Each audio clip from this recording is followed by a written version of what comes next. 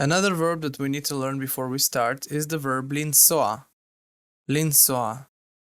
To travel or to drive. Also to go somewhere, but this time by means of transportation. It can be either by bus, by train, by car, by plane, by a boat, by a ship, whatever. Any mean of transportation.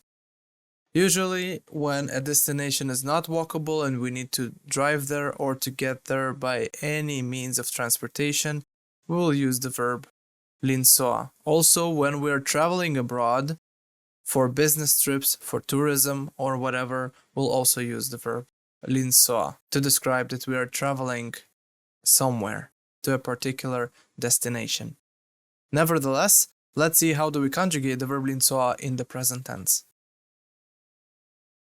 The verb to drive or to travel in the present tense has only 4 conjugations. Like all verbs in Hebrew, only 4 conjugations in the present tense. And now let's see how do we conjugate the verb linsoa in the present tense. Masculine singular. Ani nosea, ata nosea, hu nosea. Feminine singular.